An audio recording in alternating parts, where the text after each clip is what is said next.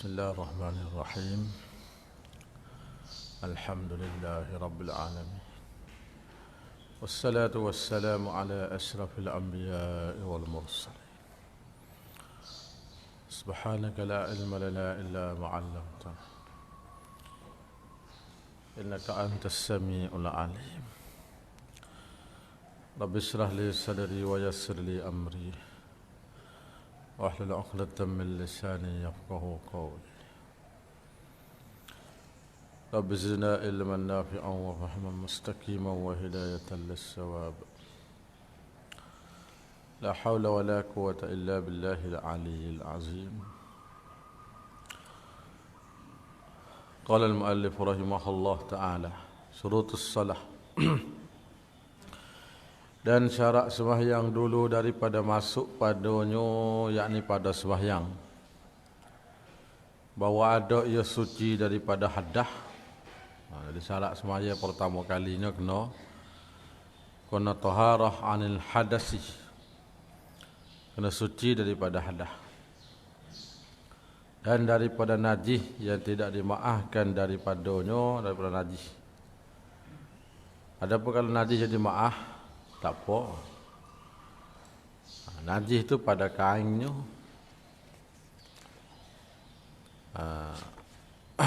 badannya, tempatnya, tiga. Akan satu, sebagai takrif taharah sikit dulu. Taharah dari dua hadas itu adalah syarat sah solat. Bukan takrif dah, sebagai dalil. Fardu ataupun sunat. Demikian juga sujud tilawah, sujud syukur pun sama, kena suci daripada dua hadas. Supaya semaya lah. Sujud tilawah, sujud syukur ni. Dalilnya firman Allah Ta'ala, yang maksudnya, wahai orang beriman, apabila kamu hendak mengerjakan solat padahal kamu berhadas kecil, maka berwuduklah dulu, iaitu basuhlah mukamu dan dua belah tangan kamu meliputi siku, dan sapulah sebahagian daripada kepalamu, dan basuhlah kedua belah kaki kamu meliputi buku lali. Itu cara ambil semaya. Cara ambil semaya. Dan jika kamu junub mana berhadap besar, maka bersucilah dengan mandi wajib. Kalau hadap besar, mandi wajib.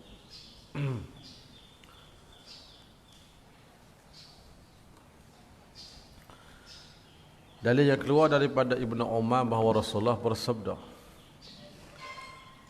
Allah Ta'ala tidak menerimakan salat dan dengan tanpa tuhur, dengan tanpa berwuduk. Kalau semaya tak ada wuduk, Tuhan tak terima. Maknanya kena wuduk dulu, barulah Allah Ta'ala terima. Juga tidak menerima sedekah dari rampasan dan mencurikan harta ghanimah sebelum dibagikan. Kita pergi, kita dapat ghanimah, orang tak nak bagi habuai kita ambil dah. Maka tu kalau kita ambil ke sedekah pun tak boleh pahala. Kena mau bagi kita boleh dulu, baru kita pergi sedekah ke tak apa. Padahal hak kita ada, cuma dia mau tak bagi lagi. Tu lebat ghanimah lah tu. Dalil yang ketiga daripada Abi Hurairah, Rasulullah bersabda, Allah Ta'ala tidak menerimakan solat seorang kamu bila ia berhadas. Kalau ketuk ataupun sebagainya, kalau semaya pun tak terima, sehingga berwuduk baru Tuhan terima. Pada Sahih Bukhari dan juga Muslim. Jadi suci najis ni mata di atas pada kain. Kain kita pakai kena suci pada najis. Mana dalil suruh suci najis ni? Tengok bawah tadi dah. Dalil disyarat bersih pakaiannya dari najis. Firman Allah Ta'ala, wa thiyabaka fatahhir, dan pakaianmu hendaklah engkau bersihkan. Itu sebagai dalil daripada ayat. Daripada hadis pula, hadis Jabir bin Samurah berkata, saya mendengarkan satu lelaki menanya Rasulullah, bolehkah saya bersolat pada kain yang saya buat bersetubuh padanya? Rasulullah, amma pakai kain ni amma buat hijau. Amba setubuh dengan kain ni. Itu amba nak pakai solat pula boleh tak? Rasulullah bersabda bahkan boleh. Tak apa. Maknanya kain kita pakai wajib boleh kita pakai semaya kalau tak najis. Kecuali akal lihat sewaktu padanya daripada najis lah. Maka basuhkanlah. Tu kena basuh. Kalau najis tak ada. Itu sebagai satu dalil hadis. Hadis yang kedua, hadis Muawiyah. Yang maksudnya bahawa beliau menanya Ummu Habibah. Dia tanya Ummu Habibah, adakah baginda Rasulullah bersolat pada pakaian yang ia bersetubuh padanya? Dia tanya Rasulullah pernah semaya tak kain yang pakai wak zimak isteri dia. Lalu berkata, bahkan Nabi pernah buat apabila ketidakkan sewaktu luakti pada. Kalau tak ada najis, tak ada apa, jadi kalau ada Nabi basuh dulu. Itu dua hadis. Ada yang tiga daripada Abu Sa'id Al-Khudri. Ada yang tiga daripada Abu Sa'id Al-Khudri. Yang maksudnya, kita ambil terjemah Arab tu, kita agak baca sendiri. Baginda Rasulullah melakukan salatnya, beliau mencabutkan dua kasut. Lalu para sahabat mencabut kasut-kasut mereka. Sahabat dia teruk mata. Dia tak tahu Nabi cabut apa. Nabi cabut batik. Dia turut itibak. Katakanlah selesai Rasulullah daripada salat, beliau bersabda, kenapakah kamu mencabutkan kasut-kasut kamu? Lepas dia mencabut apa ni kasut? Mereka menjawab, kami melihat engkau mencabut kasut engkau. Kami tengok Rasulullah cabut, kami watik maka kami pun mencabut kasut kami juga. Sabdanya Nabi. Nabi cabut tu ada sebab dia. Jibril datang kepada aku serta memberitahu bahawa di kedua kasut itu ada najis. Tu Nabi buai tu. Nabi kata aku buai najis. Dah Jibril royak. Dah aku tak ada buai. Satu kita boleh bahas itu. Boleh kita semaya. Kita pakai kasut. Dan bila kasut tu najis dah ataupun selipar, maka wajib kena buai. Nampak tu lah. Maka apabila seorang kamu datang ke masjid, hendaklah membalik-balikkan dua kasut. Berarti membalik tu, tengok dulu. Tengok ada najis ke tak ada. Dan tilikkanlah kepadanya, keduanya. Dan jika ia melihat najis, kalau tak kena kita kata najis tu ada, hendaklah sapuhkannya dengan bumi. Tenyih. Sapuh tu kita tenyih di tanah. Tenyih. Kamu dia bersolatlah pada keduanya. Maknanya sini tak ada kena basuh dengan air kalau zuhir hadis. Kalau najis di kasut tapak kaki tu pakai tenyih atas pasir. Itu zahir hadis tu. Habis. Dan badannya suci pada tubuh. Mana dalil suci pada tubuh? Dalil disyaratkan suci badan daripada najis ialah hadis riwayat daripada Anas bahawa Rasulullah bersabda, talazzahu minal bauli fa inna ammata azabil qabri minhu, istibrakkanlah daripada kencing. Seperti istibrak. Bila kita kencing itu kita buatlah apa cara kafiat untuk wisjak air kencing. Istibrak dia panggil. Adakala kita bangun lopak, adakala kita luruk batai zakar, adakala kita terjerehek dengan sorok-sorok kita. Ikutlah yang pentingnya wisjak air kencing. Sesungguhnya kebanyakan azab kubur itu daripada. Sebabnya kalau kita kata bila kencing tak sejak buat kita baru trek tubik pula, maka tu najis lah, baik tak sah. Bila tak sah akan dikenakan azab kubur. Satu hadis. Hadis yang kedua daripada Ali berkata, saya adalah seorang lelaki yang selalu keluar air mazi. Sayyidina Ali itu menantu Rasulullah. Rajulan mazzak, laki-laki yang berakhir tu air mazi. Kuat. Power, kuat dah. Maka saya arahkan satu lelaki untuk mensoalkan baginda Rasulullah. Nak tanya sendiri, muka tua, suruh sahabat tanya. Karena ia Ali itu menantunya. Lalu soalnya ke Rasulullah, maka sabda Nabi, berwuduklah dan basuhlah zakar kau. Dia tanya hukum air mazi, lagu baru najis ke tak najis.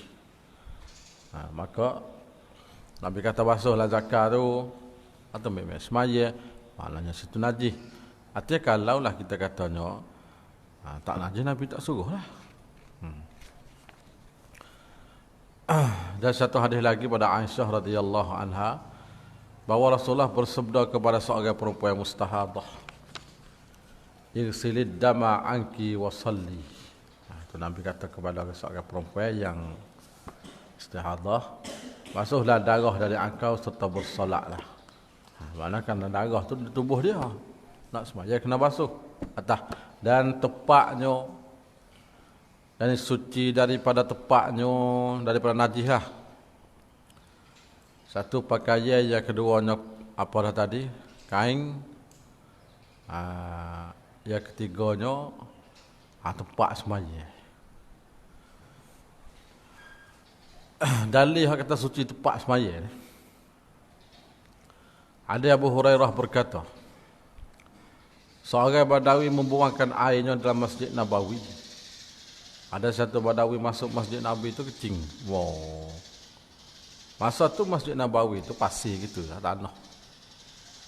Ada majlis pagi ni. Para sahabat bangkit berdiri kepadanya supaya menjatuhkan, yakni para sahabat menjerekahkannya serta nak melakukan sesuatu terhadapnya. Sahabat marah. Apa tak ada adab masuk Masjid Nabi tu kencing. Allah. Sahabat marah. Lalu Rasulullah bersabda tinggalkannya. Dia kata apa? Hidup je kencing habis dulu. Kalau kita jerekah masa tu, ni setak kencing lah. Dia kencing habis. Tuangkanlah atas air kecingnya satu timur daripada air.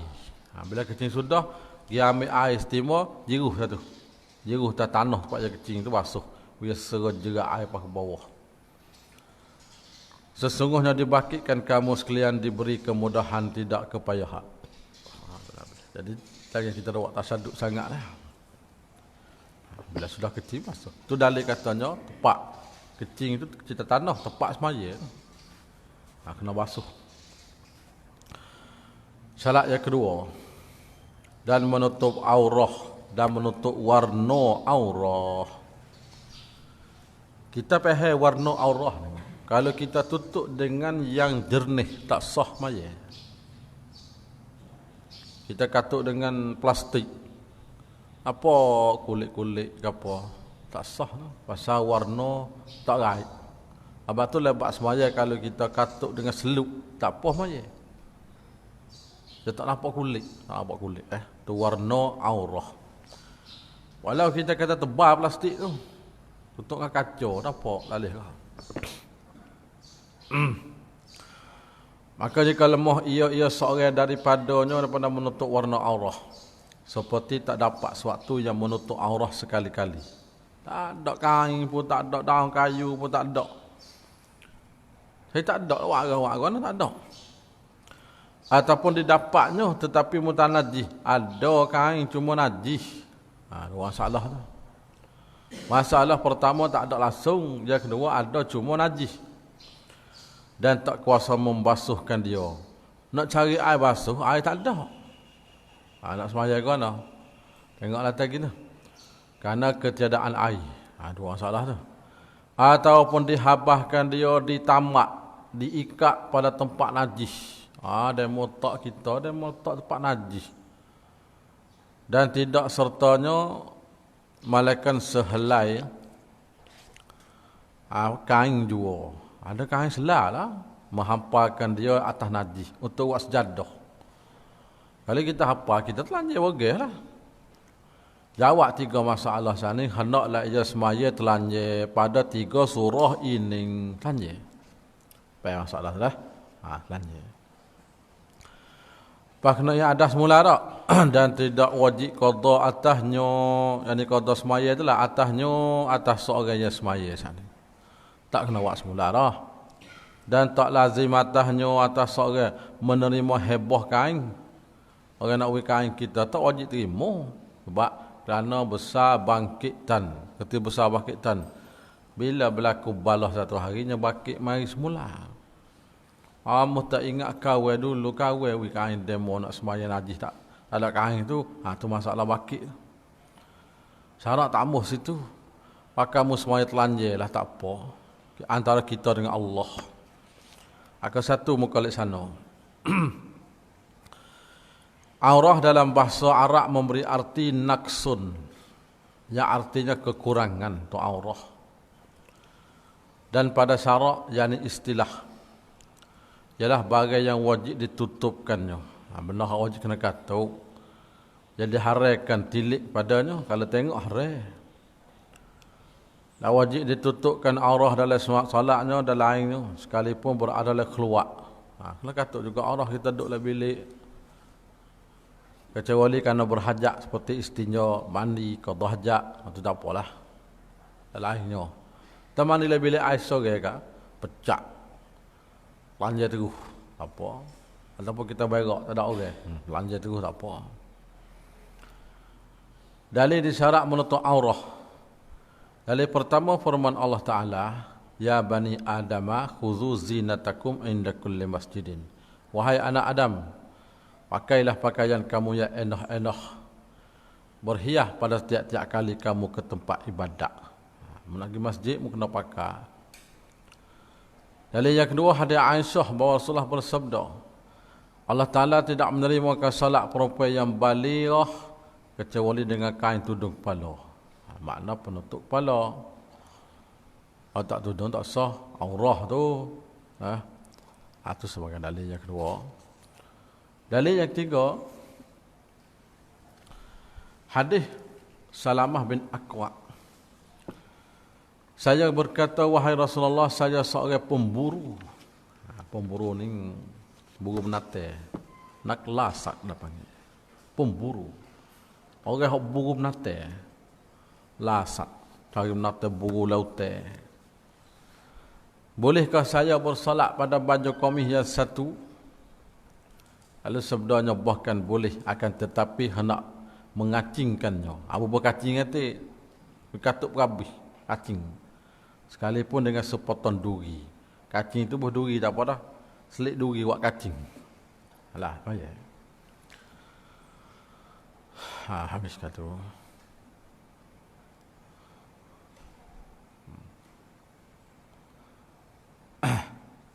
Akan satu turun di bawah pula sikit. Itu kita tinggal. Hendak semaya telanjang satu. Hukum orang yang semaya telanjang itu maka mengikut pendapat jumhur fuqaha termasuk ulama Syafi'i bahawa menutup aurah itu syarat bagi sah solat. Maka tak sah solat dengan tidak menutup aurah. Yakni dengan bahawa telanjang itu. Dan tidak farak demikian itu antara mereka semaya keseorangan ataupun berjemaah. Kena kata Allah matalah. Dalam keluar ataupun antara manusia yang ramai-ramai di dalam cahaya ataupun dalam kelam, tempat cerah ke tempat gelap ke, kena menutup aurah. Dan ini syarat bagi mereka yang kuasa atas menutup aurah dan dapatkan kain. Maka jikalau, maka tu kah mula-mula buat tubik peki kita. Maka jikalau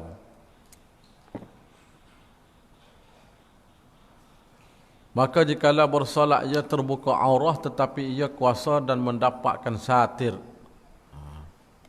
Boleh nak katuk tapi tak katuk lepas gitu. Batal solatnya. Dan wajib yang adahkan solatnya itu. Pak semula. Apabila tak mendapat ia akan bagai menutup aurah. Maka ittifaq fuqaha atas wajib bersemaya telanjang. Karena syarat menutup aurah pada sah solat itu dikait dengan kuasa. Letak kuasa telanjang lah. Padahal ia lemah daripada itu dibuka oleh marajik 4-5 buah kita sebut di situ. Habiskan. Kaifiat semaya telanjang di sana. Cara orang semaya telanjang ni dah cara dia juga. Cara semaya telanjang ni. Mengikut pendapat dalam mazhab kita Syafi'i lah, pertama kali kita ambil, solat orang telanjang yang lemah pada menutup aurah itu ada 3 wajah. Yang asahnya bersolat yang berdiri. Mari berdiri. Supaya dengan biasa orang semaya. Dan sepenuh rokok dan sujud. Yang kedua bersolat duduk. Ni memang tak nampak ke bagai kepik dengan bawah. Yang kedua. Cumanya adakah ditamam ke rakaat dan sujud ataupun isyarat? Kira isyarat. Situ tu baik dua, padanya tu dua perkataan. Ada pendapat mengatakan sepenuh. Yang kedua mengatakan isyarat cukuplah. Pendapat yang ketiga diberi pilih antara dua perkara. Ikut mu nak berdiri ke nak duduk atas mu. Kan muzhab kita ni. Habis. Dan jikalau hadis satu jemaah daripada orang-orang yang telanjang. Maka telanjang belaka mari 5 orang. Maka harus bagi mereka melakukan solat jemaah. Imam pun telanjang, makmum pun telanjang. Tak? Imam halus ada orang sikit. Makmum kasar. Tak? Kat telanjang belaka. Kalau imam tak letak besar dia tak baca Fatihah. Telakar tak imam besar aku pula dah. Imam halus. Kat jemaah dan berhenti imam di tengah mereka, tak imam duduk tengah. Cara dia. Tapi duduk tengah. Dan adakah disunat bagi mereka jemaah ataupun yang asahnya bahawa aula dismaya berasing. Buat suku-suku. Padanya dua kaum. Kaum qadim infiraq itu afdal. Aku ni kata buat masing-masing lah comel. Kaum jadi pula berjemaah tu afdal. Khilaf. Pasal semaya tak nak semaya. Dan ini apabila mana sana ni? Bukan. Kata Imam Nawawi. Sama jua antara jemaah dan infiraq. Supaya. Dan ini apabila adalah mereka itu dapat melihat setengah ke setengah.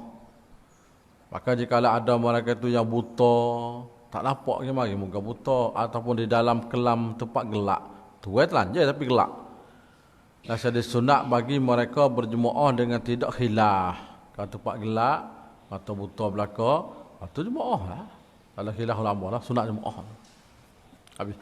Nak kata dah lazimatahnya atas seorang terima pinjam. Dia kalau heboh ni tak usah terima. Heboh tu dia memberi kita. Tapi kalau pinjam, kena ambil. Kita nak semayang tak ada. Pinjam hak kawin tak apa. Tu kena ambil. Lazim pinjam. Kerana bangkit dannya. Sebab pinjam dia tak apa. Sudah semayang, kelik bukan ambil kat taruh. Tapi kalau heboh tu, kita dah. Maka jika tidak diterima, tidak sah semayang. Maknanya situ wajib terima lah. Itu lazim. Kalau kita tak terima, tak sah semayang. Kalau pinjam, wajib terima. Kalau heboh, tak. Nak terima boleh tapi tak wajib. Heboh ni we free. Pinjam bukan we milik. We guna sama tangga. Tutup harap dia. Habis kata. Dan wajib pula menutup aurah daripada manusia lain daripada semaya. Hak bukanlah semaya pun kena katuk patullah. Dan jika dalam keluar, dan jika dalam kelam sekalipun, malaikat kena hajat, seperti kena mandi, tak apa. Bila nak mandi, tak apa.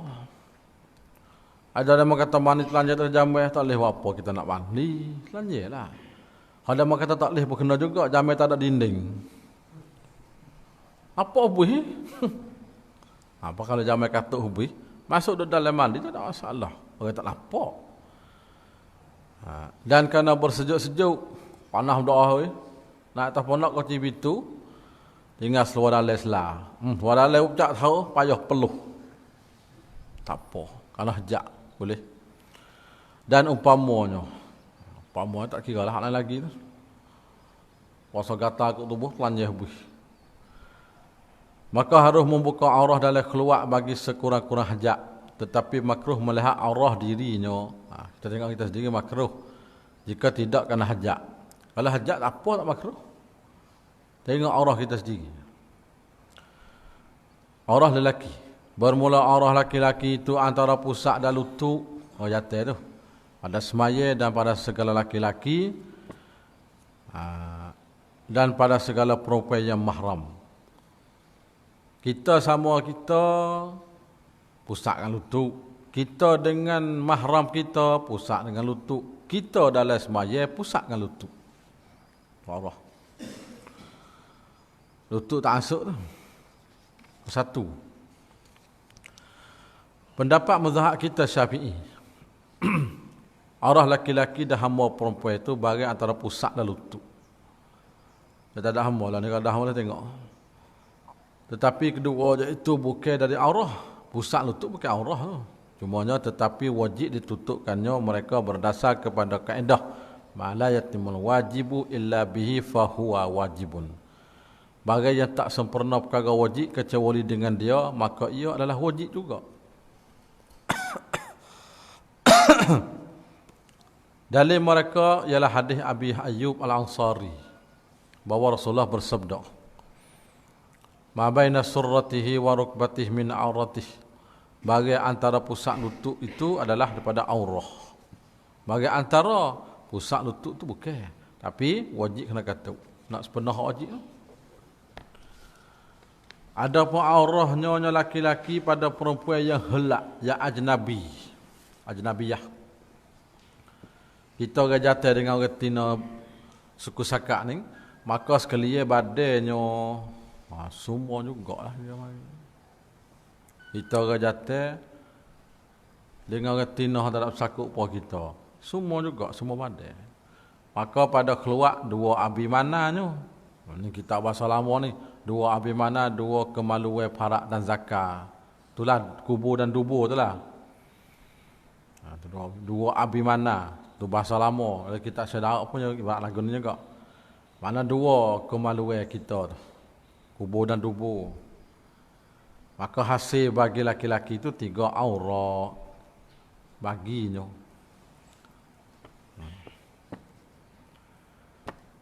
Maka aurat saya perempuan dan jika muba'at ataupun khunsa sekalipun antara pusat dan lutut pada semaya. Dan pada laki-laki yang mahram dan pada keluar dan pada segala perempuan. Itu juga pusat dan lutut. Adapun aurahnya, aurah sahaya. Damai.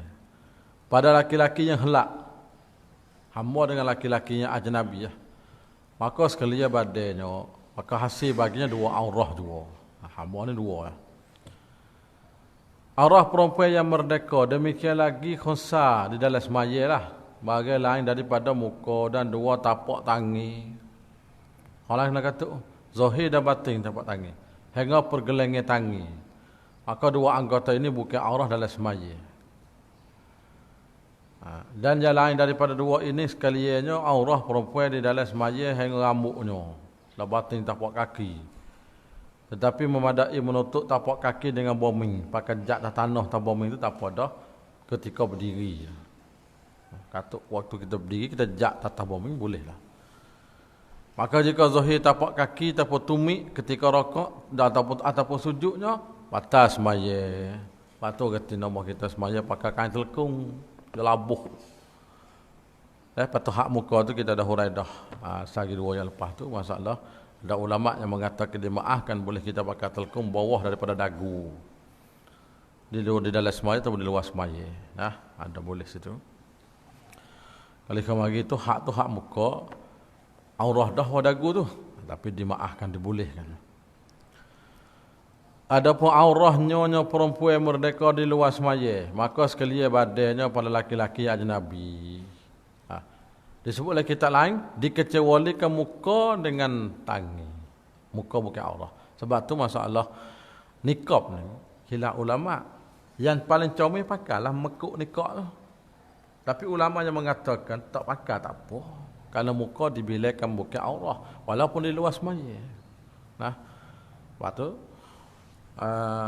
setengah ke pakai kelubung saja mekuk tak akal tak ada apa. Sebab bukan aurah, ada khilaf ulama tu, bukan masalah ijma'. Diistisnakan muka. Maknanya kalau pakai itu lagi comel. Kalau tak sepakai pun ada ulama kata bukan masalah mujma'un alaihi dak. Hak muka ni muka hak luas semaya. Sebab kalau sunyi fitnah tak ada apa, nak jaga fitnah tu je. Dia bahas banyak dari kitab tafsir Ayatul Ahkam Sabuni pada sebut dalam Fatwa Azhar, Fatwa Darul Ifta' pun dah bahas panjang bab tu. Panjang lagi kitab-kitab lain lagi. Masalah nikab, dia panggil nikab ni mekuk tudung muka. Dan aurah pada perempuan yang kafir, maka jalan pada bagian zahir tika khidmat. Dan aurahnya adalah keluar orang perempuan. Daripada perempuan muslimat, sama dia lah. Daripada laki-laki yang ia mahramnya, antara pusat dan lutut. Seperti aurah laki-laki dalam semaya. Inilah pak aurah bagi perempuan, pak semua. Itu berkaitan dengan aurah, dan kita buka lagi kitab-kitab yang pembahasan yang luar apa ni, yang lebar panjang lagi lah. Tengok sana lagi. Syarat yang tiga, mengetahui kaifiat semaya. Orang nak semaya kena tahu cara semaya. Dan disyaratkan pula mengetahui dengan kaifiat semaya dengan bahawa membeza ia segala fardunya daripada segala sunat. Paling hak wajib, paling hak sunat, kena tahu tu. Bahkan jika yang tiga ia akan sekaliannya fardu, semua fardu berlaku, ataupun setengahnya fardu dan setengah sunat, dan tidak membezakan dia. Dan ia pula tu orang awam. Orang awam ni orang tak anal lah. Maka tidak ia i'tikad dengan fardu itu ke sunat. Sah tak semaya? Sah semayanya. Kamu juga duk tangga tu. Pasal kampung tak anal. Hak mana rukun, hak mana sunat. Tapi kalau dia berkata semua rukun, tak apa pula. Ataupun setengah tu rukun, setengah tu sunat, boleh juga. Dia tak pandai nak becek panggil, nak beza tak boleh.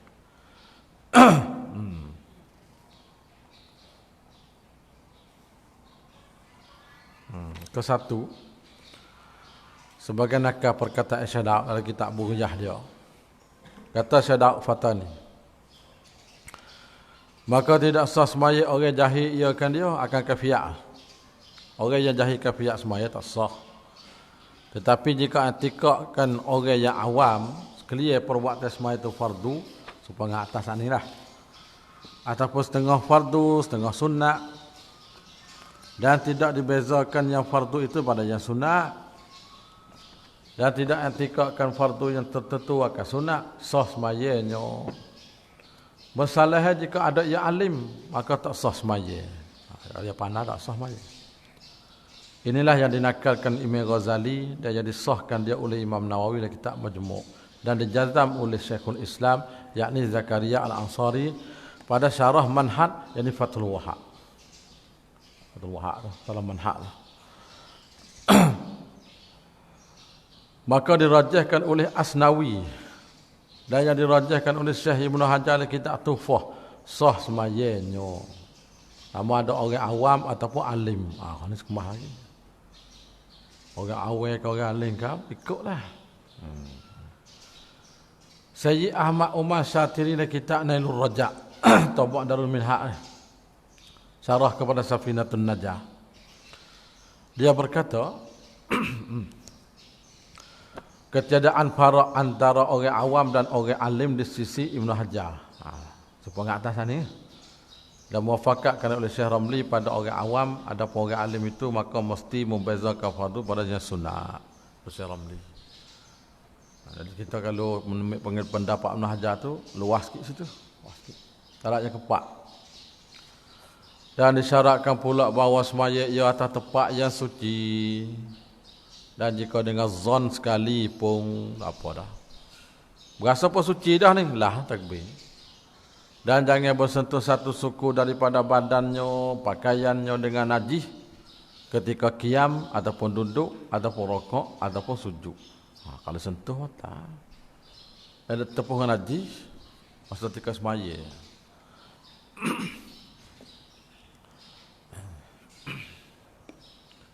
Syarat yang kelima,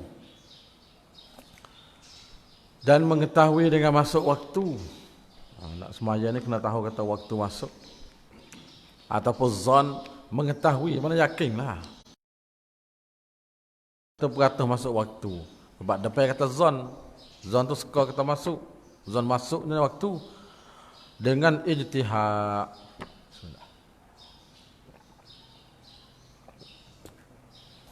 Seperti dengan wirid daripada Quran. Ijtihad dia. Ataupun mutalaah kitab. Ataupun umpama. Seperti menjahit. Itu ijtihad tu. dan kukuk ayam. Ayam kukuk lah. Oh, alal. Ataupun umpamanya seperti suara hema yang sudah dicubakan. Suara hema. Walai kukuk tu. Habis tu. Dan dikehendaki itihad dengan tersebut itu seperti bahawa ta'ammul mana perhati pada menjahitnya. Kita perhati masa kita berjahit hari-hari. Adakah ia segera padanya ataupun tidak. Dan kukuk ayam adakah ia dulu daripada adat ataupun tidak. Kena perhati juga bukan semata kukuk. Perhati. Biasa nak malas kukuknya masa tu. Kena perhati. Dan demikianlah. Maka tidak harus semaya dengan semata-mata berpegangkan tersebut dengan ketidak-ittihad padanya. Kita ittihad juga tu dengan seorang aja tu. Ada pak kukuk mai lalu tak leh. Nak ittihad juga. Maka jika ia semaya dengan ketiadaan mengetahui masuk waktu ataupun zon masuknya dengan ittihad, tidak sah semayanya. Dan jika berbetulan, walaupun masuk dah, tapi dia tak tahu. Dan muafakat dengan masuk waktu sekalipun, tak jadi, tak sah.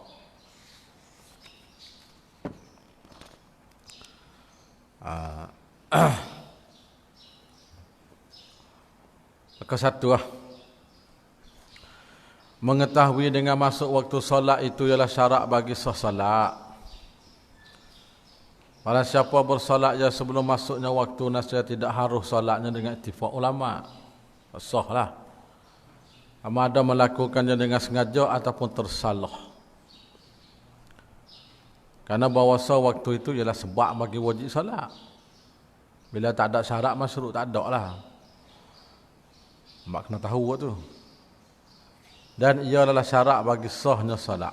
Firman Allah Ta'ala, Inna salata kanat alal mu'minina kitaban mawquta.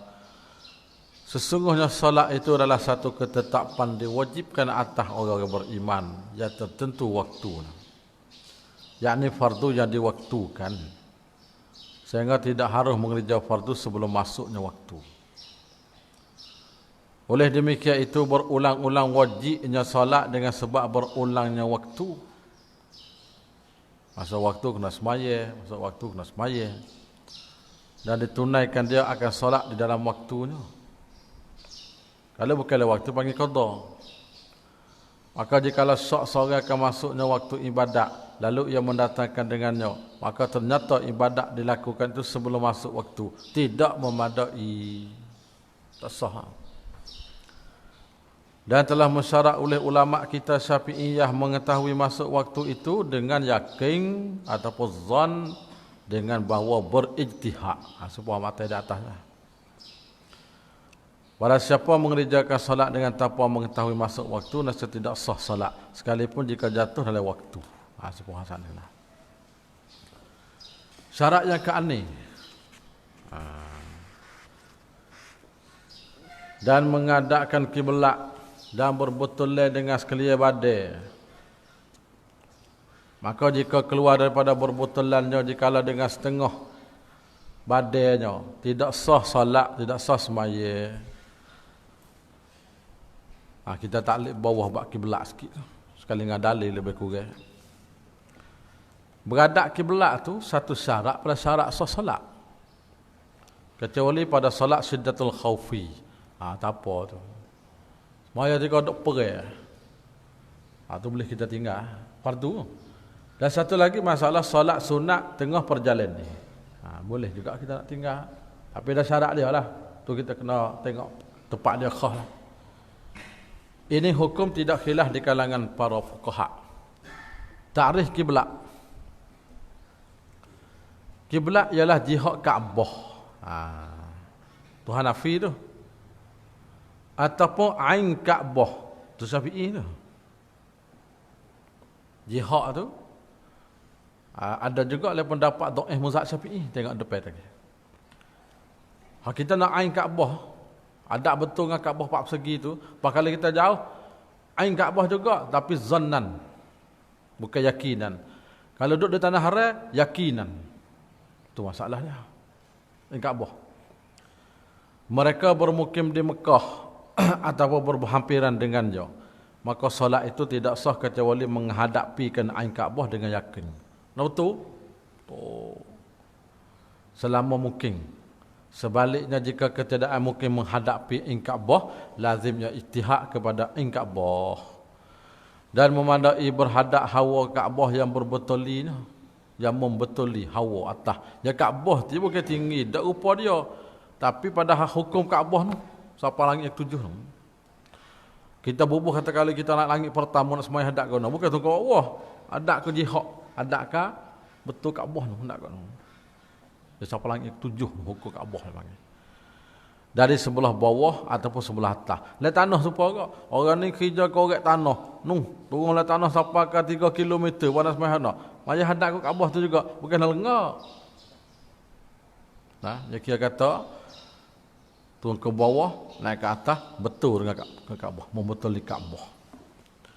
Maka berhadap hawa Kaabah yang berhubung dengannya, sebelah atas ataupun sebelah bawah itu adalah seperti berhadap binaan Kaabah. Pada pandangan 3 mazhab selain daripada mazhab Maliki, mereka berkata tidak memadai berhadap hawa Kaabah atau Maliki. Orang bermukim di Madinah wajib berhadap kepada mihrab Masjid Nabawi. Karena berhadap mihrab Masjid Nabi itu ialah berhadap Kaabah dah. Sebab apa? Kerana letakkannya dengan wahyu daripada Allah. Mihrab Nabi, tak ke tu? Kita ambil masalah gajah pada Mekah pula. Apa kita jauh ni? Ada pun mereka yang jauh daripada Mekah. Sebab kita lah jauh ni. Maka disyarat berhadap jihad Kaabah. Tidak lazim berhadap ain Kaabah. Bahkan sah berpindah dari ain Kaabah kepada kanan ataupun kiri. Ini pendapat 3 mazhab. Bukan Syafi'i dak lah. Jumhur. Jumhur kata pakai hadap kepada jihad Kaabah. Sudah. Kita kata fuqaha Syafi'i mereka yang berhampiran dengan Mekah ataupun jauh darinya wajib berhadap Kaabah ataupun hawanya yang berhubung dengan Kaabah. Supaya dekat dah. Tetapi mereka berhampiran dengan Mekah itu wajib berhadap Kaabah ataupun hawanya dengan yakin. Di dekat Mekah tu dengan bawa dilihatnya Kaabah ataupun disentuhnya ataupun dan sebagainya. Adapun mereka yang jauh daripada Kaabah maka berhadap Kaabah dengan jalan zon, tidak kepada jihadnya. Atas pendapat muktamad. Semua pendapat muqabil muktamad tu semua jumhur tadi jihatal Kaabah. Kita ambil kesimpulan mazhab kita. Hak lemah lagi. Masalah mazhab kita hadap Kaabah ni mengikut pendapat muktamad dalam mazhab. Orang duduk dekat dengan Kaabah tu dia kena yakin tengok nampak Kaabah. Orang yang jauh dengan Kaabah seperti kita duduk jauh ni, hadap kiblat tu dengan zon. Bukan dengan yakin dah, dengan zon. Hadap kita tu bukan jihatal Kaabah. Maknanya ainul Kaabah juga tapi dengan zon. Nampak tu dah? Itu. Yang jadi masalah kita hari ni gini. Dia berlari Kaabah, apa? Bukan berlari kiblat. Ada yang model tepuh ni, ada betul kat ni. Pergi kampung lain tu nampak berak alik kiri. Pergi kampung lain berak alik kanan pula. Mana betul Kaabah kita nak semaya? Kiblat. Bila kita letak, dia ada model dunia lah nikah. Dulu pun ada, kimtit orang dah dulu pun ada. Tak. Dia panggil gapo dah tak panggil. Ada bahasa Arab tu kimtit untuk tengok Kaabah kiblat. Jadi kalau kita kata hari ni dia ukur dengan tu, buka dalam telefon, duk kat ni. Masalah gini, masalah kita kata kalau kita semaya di masjid kita ni musalla, betul kat nu. Bila kita buka kat tu kiblat tu berlari. Hadap kat nu. Lagu mana kita semaya? Bak bila kita buka pak kiblat bukan betul kat ni. Dia berlari duk kat nu, dia ciang makan bucu. Ataupun dia makan bucu ni. Mazhab kita ni dia bukan jihad.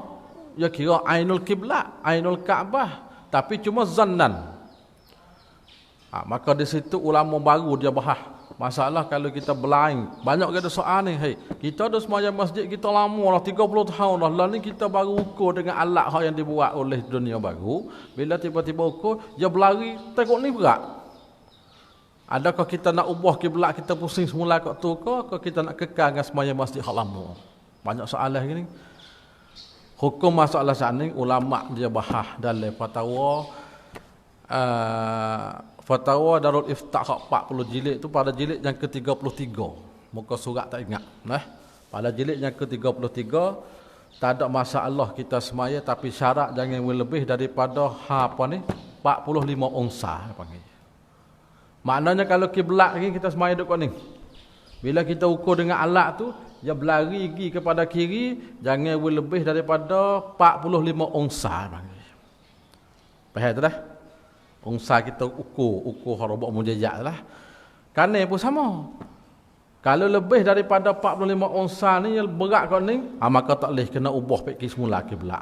Kalau sekadar kata kiri 45 ongsa, kanan 50 ongsa jangan berlari. Duk dalam hak 50 hak 45 ongsa, maka boleh kita semaya. Kanan kiri lah pergi semaya tak ada masalah. Hak tu dikeluar oleh fatwa Al-Iftah jilid yang ke-33 dia bahas panjang situ. Ada mudahlah kita nak pergi situ. Sebab tu kalau dia berlari lebih 45 ongsa, maka dibilangkan jihad lain lah. Masalah gini. Kalau betul kau ni, ambil dia betul ni, berat pergi kepada kiri ni duduk dalam 50 ongsa. Maka hak tu dikirakan jihad ni lah. Bila jihad ni tak sah nak semaya, kena ubah semula. Apa dah? Hatu pergi buka tengok penjelasan situ. Dia kira katanya berlari tu apa dah? Ya kalau kira kita bila je berapa dah dalam robot mujajat tu dia panggil berapa? Kasih ongsa tak panggil tak? 90 tak? Jadi kalau dia bolak gitu tu bagi tengah sebelah tu dia panggil berapa? 90. Pandai 90 tak? Nah, dia jadi bolak gitu. Perak bolak gitu. Kerak tengah. Sebelah tu berapa? Berapa?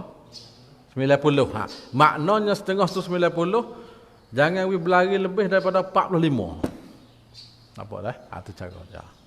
Kalau lebih 45, maka tak sah kita semaya, kena pergi kiblat semula. Banyak ke soal mari tu.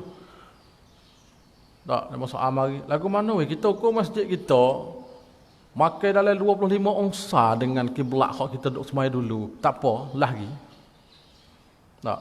Dia semaya kat ning, bila ukur semula 4, dia berlari dengan kita duduk semaya dah tu, dia makai tekah ciang dia tu dalam 30 ongsa, tak ada masalah. Jangan lebih daripada 45 ongsa. Tu cara hukum kiblat hari ini. Itu sudah difatwakan oleh ulama. Dalam kitab baru-baru dia sebutlah. Tak lama-lama tu payah sikit. Cuma kalau kita nak kitab lama macam sini, kita hak lama kita pakai mazhab jumhur.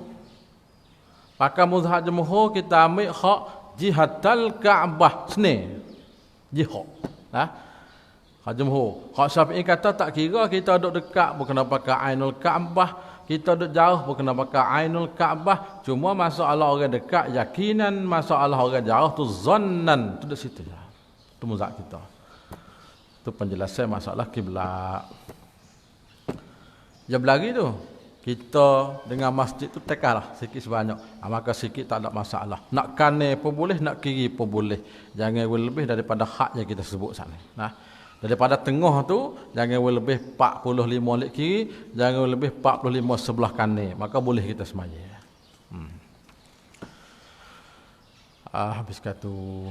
Kita tengok dalil lah satu hadis dua hadis. Dalil disyaratkan berhadap kiblat firman Allah Taala, palingkanlah mukamu ke arah Masjidil Haram, tepat letaknya Kaabah. Di mana saja kamu berada, maka hadaplah mukamu ke arah. Itu sebagai ayat Quran dalil menghadap kiblat.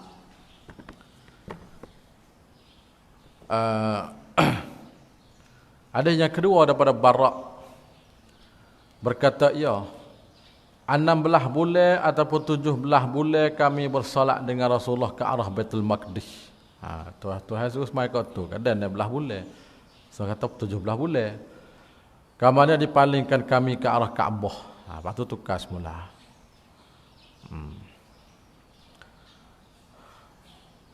Atau ada salah kita baca sendirilah. Dan harus meninggalkan berhadap kiblat pada masalah dua semaya sebut tadi. Sama ada semaya fardu ataupun sunat pada semaya syiddatul khaufi. Pada perai yang haruh. Seperti perai muslimin akan kufar. Perai ahli adli akan burah. Burah tu mana orang yang deraka kepada raja. Pemberontak. Kabut. Hak deraka raja. Dia panggil burah. Wanita taat raja ni. Perai. Raja Islam. Maka semaya ia betapa sedapak tu. Maya sekak boleh lah. Dan tidak wajib qada atasnya.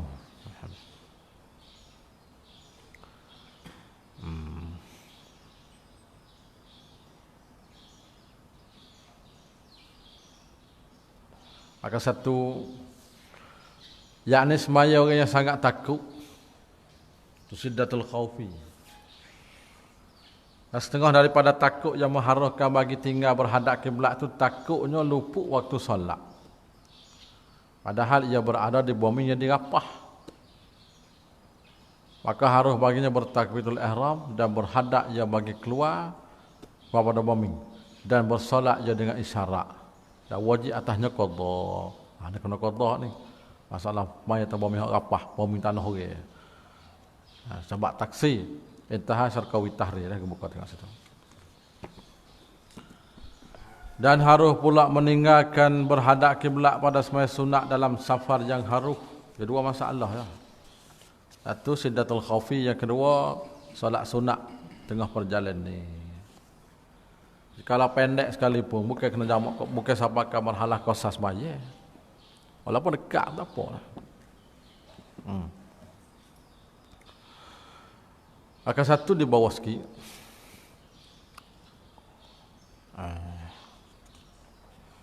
Di antara semaya yang tak wajib berhadap kiblat tu ialah semaya sunat dalam perjalanan yang haruh. Tu safar yang haruh. Penjelasannya seperti berikut. Hukum solat sunat bagi orang yang menunggang kenderaan. Orang nak kenderaan. Masa dulu tolak kuda ke apa. Tidak khilaf antara fuqaha pada haruhnya solat sunat atas rahilah, atas kenderaan. Pada safar jalan nyuk, iaitu barang yang haruh dikosakan solat padanya. Jauh mana? 89 km mengikut pendapat Dr. Wahbah Zuhaili. Kalau kitab fiqh Islami 89 km tu safaru qasris salah. Ada khilaf kita sebut dah tu, ada mengatakan 81, ada mengatakan 80, mengikut dalam pendapat Mustafa Bura dia kata 80. Sebab tu ihtiyati kita ambil lebih. Kata Ibn Abdul Barri, telah ijma' para ulama atas bahawa harus bagi tiap-tiap mereka yang safi akan safar yang haruh kosakan solat padanya itu. Haruh ke apa? Mengerjakan solat sunat atas kenderaan binatangnya pada tempat berhadapnya. Boleh. Ayat tak menata dia. Adapun safar yang pendek, iaitu barang yang tak harus kosa solat padanya, maka mengikut pendapat jumhur fuqaha harus melakukan dan mengerjakan solat atas rahilah. Walaupun dekat pun boleh, betul lah. Mai sunat. Dia tak sewi sunyi masa daripada kita buat ibadat. Tu masalah dia, hikmahnya. Mereka berdalil dengan ayat fa aynama tuwallu fasamma wajhullah. Kemana saja kamu arahkan diri ke kiblat untuk menghadap Allah, maka di situlah arah yang diredai Allah. Ayat ini ditafsirkan dengan solat atas rahilah, ulama tafsir. Hukum berhadap, lakah satu hadis. Hukum berhadap kiblat pada solat sunat atas rahilah. Pada solat sunat atas rahilah. Kata fuqaha kita Syafi'iyah, jika dapat berhadap kiblat atas kenderaan dan sepenuh rukun-rukun solatnya, seperti rakaat, sujud, dan selazim demikian itu. Makna kalau kita boleh rakaat atas kenderaan, kita boleh sujud. Kita rakaat sujud lah. Kalau boleh buat. Dan jika tak mungkin demikian itu, nak rakaat sujud tak boleh, maka tak lazimkan dia. Cuma syarat lah. Dalilnya hadis riwayat Anas bin Malik adalah Rasulullah apabila beliau musafir, maka beliau menghendaki mengerjakan solat sunat. Beliau berhadap ke arah kiblat dengan utah. Pusing kena ke kiblat, Beliau bertakbir, kemudian beliau bersolat pada tempat berhadap oleh kenderaan. Ada ke tu? Dan tertentu wajib berhadap kiblat itu dengan takbiratul ihram juga. Hak lain dak. Hadap kiblat tu kena takbir ke takbir ya. Maka tak wajib pada yang lain tu. Ada pergi buka oleh kitab Nihayah bagi Syekh Ramli ada sebut.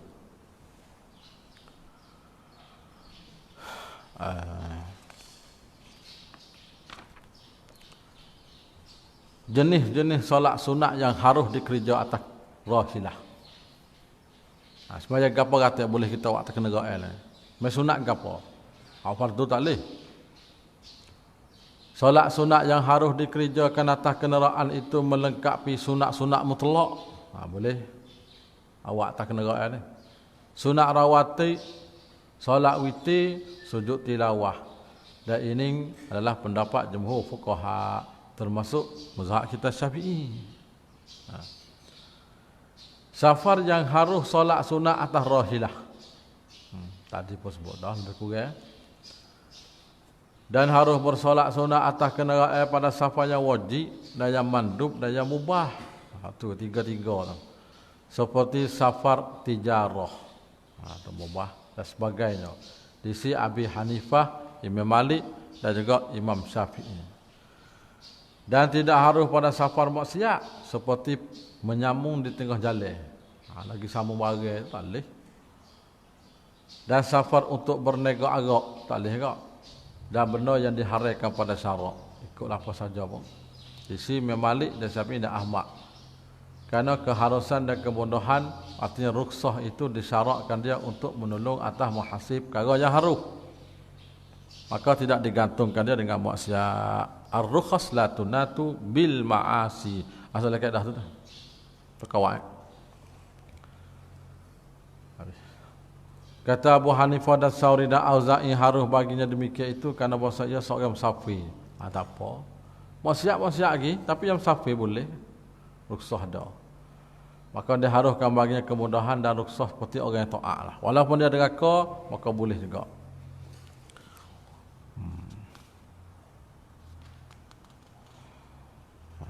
Pergi ke atas lah ke pihak solat tak kenderaan tu. Tinggal tengok sini di bawah lah. Dan sekurang-kurangnya bawa musafir ia kepada tempat tidak didengar padanya berjemaah. Paling-paling kurang kita tu baik lagi. Ya gini mazhab kita masalah semai sunat tak kenderaan ni musafir bukan nanti jauh. Dekat tak apa. Tapi dekat tu setara mana? Dekat tu. Agak kata kita tu baik lagi kalau orang berjemaah kita tak dengar. Dan berjemaah di sini bukan ber seperti hari ni bersuara saja. Agak tu lah. Ber dengan tidak pakai alat pembesar suara, tidak pakai mikrofon. Hak dulu. Sekadar tu ya. Kata ke perjalanan 1 mil. 1 mil ni banyak mana? Bawah. Iaitulah 3,710 mil. Ni jauh juga 1 mil. Mil tu mil. Meteran tu lah. 1 meter. Dah umpama. Maka harus baginya menghadap kepada pihak yang dikosak, pihak dia tuju nak pergi, dan jangan ia berpaling daripadanya melainkan pada kiblat.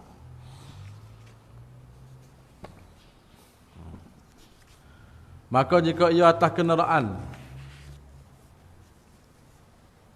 jika kemudahan baginya menghadap kiblat pada sekalian semayanya dan menyempurna segala rukunnya ataupun setengahnya, lazim demikian itu. Lazim nak buat kerana mudah. Orang semua tak kena gael ni. Kalau boleh buat belakang rukun boleh buat, kena buat. Tapi kalau betul-betul tak belakang utop payah nak buat. Malaikat ada gerai tak belakang boleh kita rokok sujud, tu kena buat tu cukup.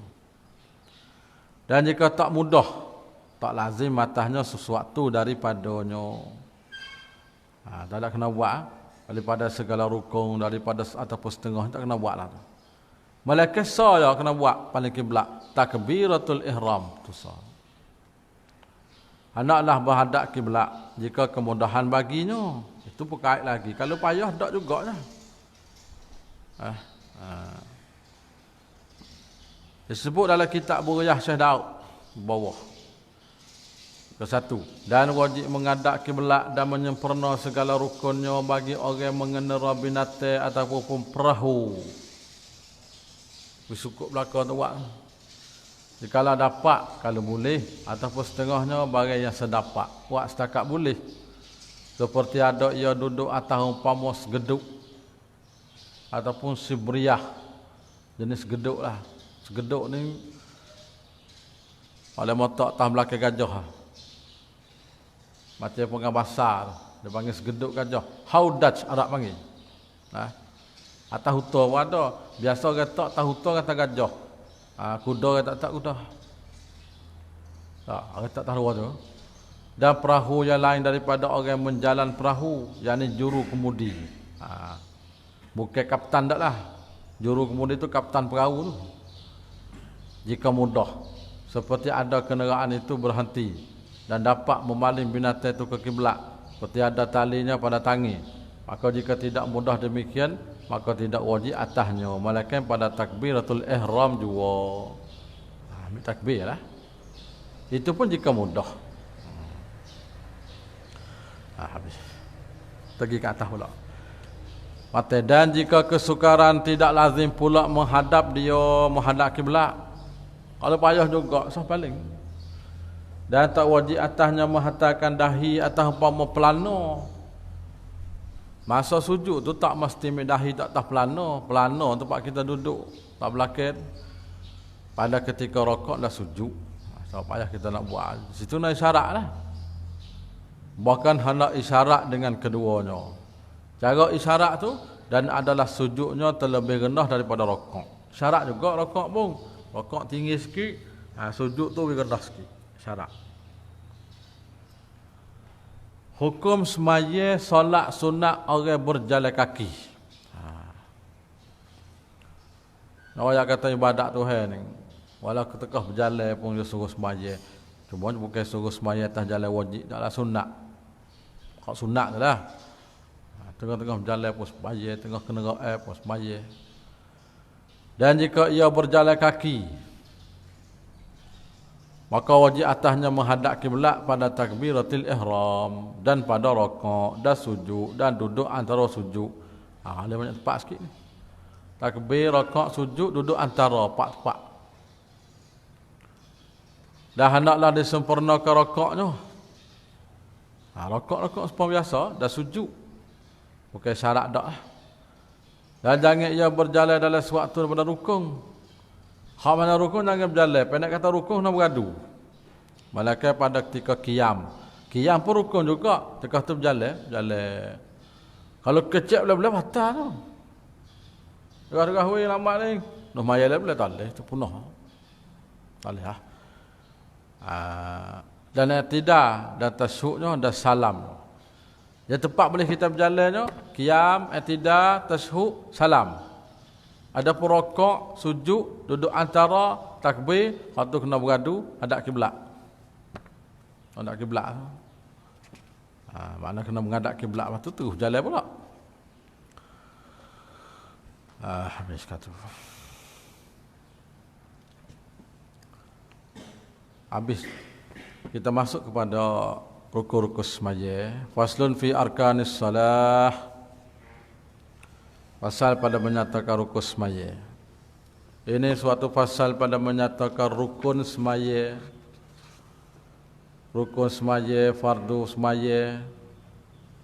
Rukun. Dah lepas takrif dulu tu, cuma bagi pula takrif di sini. Bermula takrif rukun itu ialah ma yutawaqqafu alaihi wujudus syai' wa kana juz'an min haqiqatih. Sebelum ni kita takrif dah pada syarat dulu. Bagai terhati atau ada sesuatu dan ada lagi satu juzuk daripada hakikat sesuatu. Bukan kharijan dak. Bukan laisa dak ni. Hak ni hak juz'an minhu. Satu juzuk.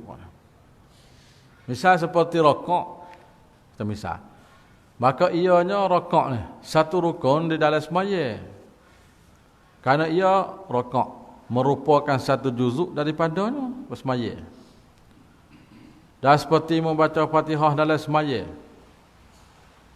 Maka ia adalah satu rukun seperti mana ia merupakan satu juzuk daripada hakikat semaya. Dah hendaklah dikiyahkan rukun yang lain, samalah. Jadi cepat perbezaan sikit iaitu di antara rukun dengan syarat. Kalau kata rukun ni juz'un minhu, kalau kata syarat ni laisa juz'an min. Itu ya. Perbezaan antara rukun dan syarat. Telah terdulu sebut takrif rukun atas saat ni. Adapun takrif syarat itu pun kita sebut juga dulu pun mari semula pula. Maka itu ma yatawaqqafu alaihi wujudus syai' wa kana kharijan an haqiqatih. Bagai yang terhenti atasnya ada sesuatu dan adalah ia luar daripada hakikat sesuatu. Yakni bukannya daripada hakikat demikian itu sesuatu. Bandingannya seperti wuduk. Wuduk ni bukan semaya, belum semaya. Maka ialah syarat sah semaya wuduk ni.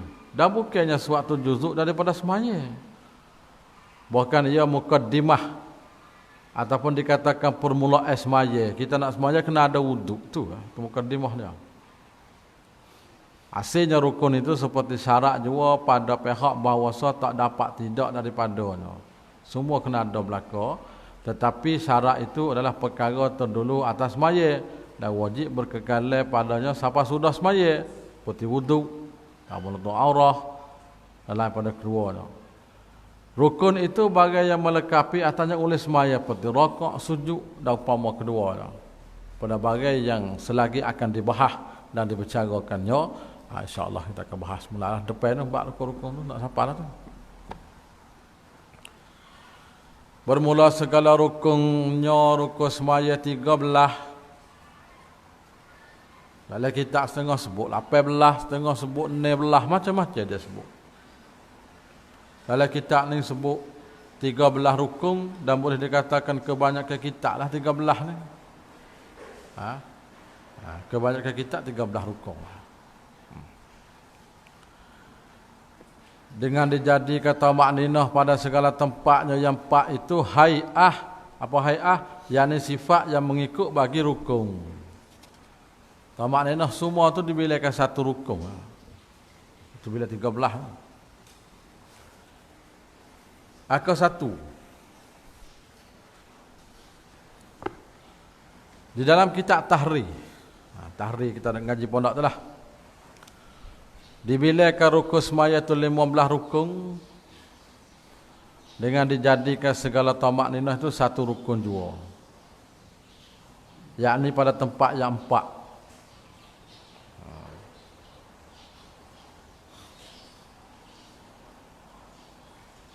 Ada yang mengatakan 15.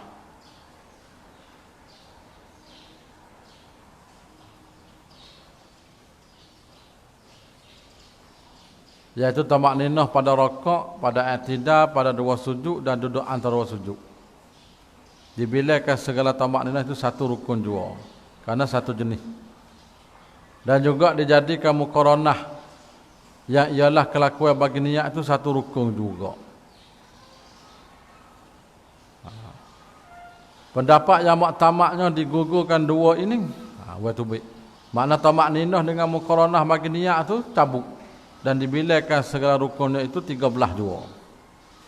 Dibilang 13 lah.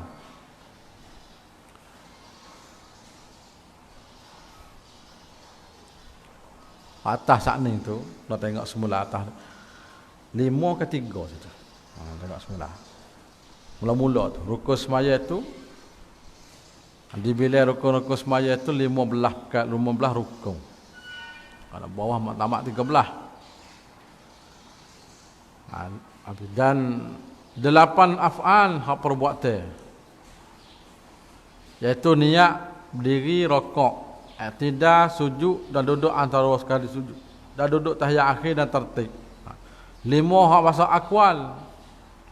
Takbiratul ihram, Fatihah, tashahud, selawat atas Nabi dan salam. Mereka yang menjadikan tamakninah pada segala tempat yang 4 itu beberapa rukun, maka rukun semaya 18. Sampai situ. Dan mereka yang menjadikan segala tamakninah yang 4 itu satu rukun, digugurkan muqaranah dan rukun semaya itu 14. Bila. Dakhilah itu adalah lafzi jua, kerana tak dapat tidak daripada tamakninah semata-mata. Tu kira lagi tak tahrir lah. Tak tahrir kita ke yang dululah dua jilid. Bukan kita ke yang 4 dak lah. Tak lama. Pertamanya niat. Mula-mula sekali niat lah. Bak semaya pun niat, bak puasa pun niat, semua kena niat belaka. Tak niat tak jadi.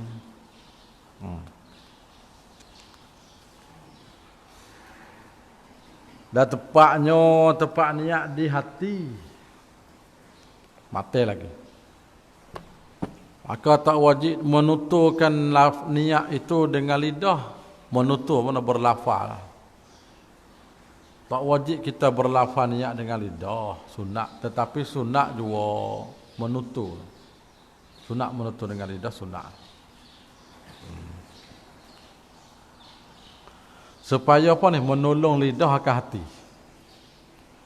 Akan satu tu kita ambil bawah sikit.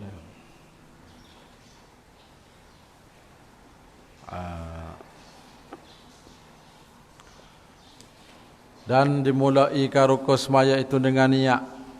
Apa tak mula hal lain dulu? Karena tak terjadi solat itu melainkan dengan niat. Masa tu mula dengan niat dulu.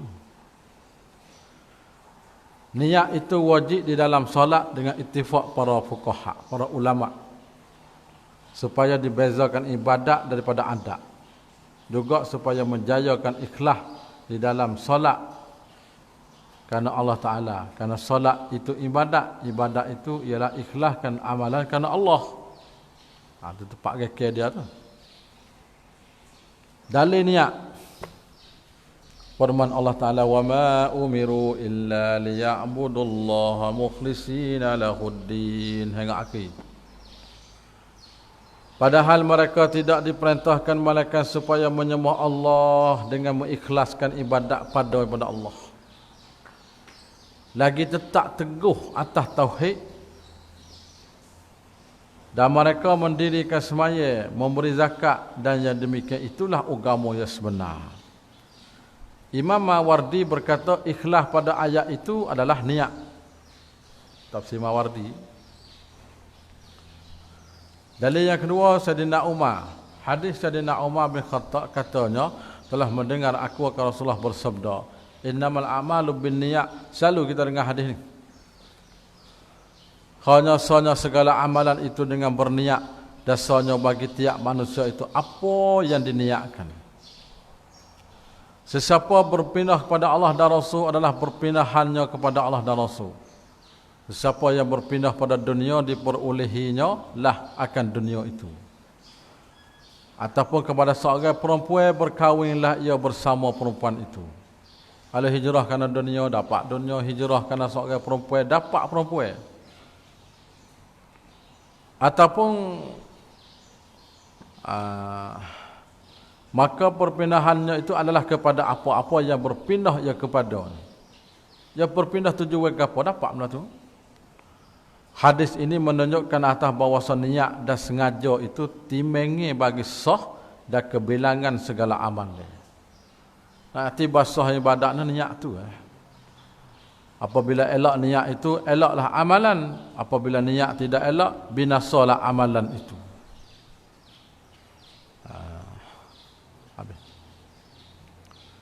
Dan tempatnya di hati atas tu, bawah sikit. Mengikut pandangan jumhur fuqaha, tempat niat itu ialah hati. Akan tetapi dua perkara yang mesti diketahui. Apa dia? Tamanya tidak memadai berlafaz dengan lidah, tidak berniat dengan hati. Tak sah. Usalli saja hati tak niat boleh. Lidah tu mesti apa dah? Lidah kata, hati mesti kena niat. Baru boleh. Maka jikalau bersalahan lidah dan hati, nak kira hak mana? Nak sembahyang zuhur, usolli fardhu subuhi. Tapi hati niat zuhur. Kira hati tu. Lidah tak kira. Maka diiktibarkan itu ialah dengan barang di dalam hati. Kita nak sembahyang zuhur, usolli fardhu isya 4 rakaatin. Allah masa kita niat Zuhur tapi usolli Isya, tak kira Isya tu. Kira hati. Maka jikalau berniat dengan hati akan Zuhur dan dengan lidah itu akan Asar, ataupun dengan hati itu haji dan lidahnya umrah ataupun akasnya, nasihat sahlah baginya barang di dalam hati. Kira hati itu sah. Kedua, bahawa tidak disyarat serta niat dengan hati itu berlafaz dengan lidah pada semua ibadat. Nah, bukan kata kita berlafaz ni bukan syarat, sunat lah. Itu benda mesti kita kena ambil tahu. Namun dia katakan syarat kena usul selera tak buat pula situ. Dia bukan syarat.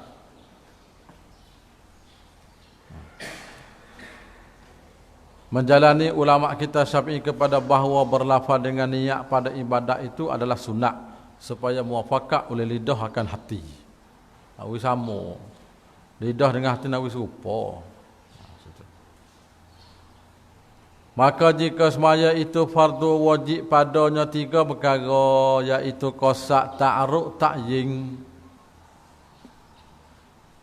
Bemarilah hati, bukan suruh duk bilailah hati. Ya payah juga niat ni, kata payah sangat pun bukan duk payah. Dan sebab kita orang Jawi tu, sebab kita terjemah kepada Arab jadi kepada bahasa Melayu saja aku semaya fardu zuhur tu jadi masalahnya. Ya sebenarnya kalau niat bukan terjemah. Ingat mari, ingatlah hati. Sebab orang Arab semaya mana ada terjemahnya bahasa Arab dah. Allahu Akbar. Dah. Tu macam-macam ni. Allah sorry. Nak panjang. Kadang-kadang main waswah. Kita pun jadi juga tak ada mak dekat mari molek tu, kah mari waswah tu 3-4 kali juga. Ya payah dah. Kah mari molek tak apa? Allahu Akbar. Sudah tu. Ya mari terlitahlah hati kata kita semaya waktu sekian sudah. Patangnya macam-macam. Atramai wadah. Kata mengko wadah. Allah. Teramai. Awak masuk tu. Allah. Tu. Macam-macam tangi. Awak masuk niat. Tak. Dia payah jugalah. Qasak, ta'aruk, ta'yin. Kalau kita kira terjemah, aku semaya fardu zuhur. 3 tu. Bukan suruh kata. Tapi nak marilah hati. Jadi kita kata kalau payah sangat, bukan payah, mudah ya. Nak kata mudah. Hal tu timbul penyakit tu. 3 kali tak sudah lagi. Akhir kita 16 kali. Allahu Akbar. Ya jadilah. Itu kena pakai. Kita sendiri pun jadi juga. Tak ada kata orang ni. Kadang-kadang mari jadi payah masuk. Asal duk kira bila tu. Kira bila aku semaya fardu wasapa rakaat macam tu. Ya niat sengerti ni barak gini ya. Kita tunggu tangga pondok mari nak mengaji tu kita kata gapo. Ada atau apa kata. Hati kita mari dah tu nak pergi ngaji tu ya. Semaya lagu tu juga. Bila hafaz jadah hakik tangan tu gapo? Nak semaya waktu kita duduk tu dah. Waktu je kita berada tu. Tu cara ni ya. Tapi kadang-kadang membawa jadi was. Settle lagu tu ya pisahnya diganggu kita kena pergi sikit sekali lama-lama tak apa. Tak, lama-lama dah tak apa.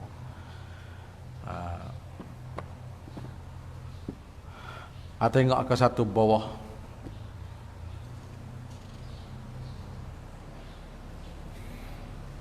Maka jika semaya itu fardu wajib padanya 3 perkara, qasak, ta'aruk, ta'yin.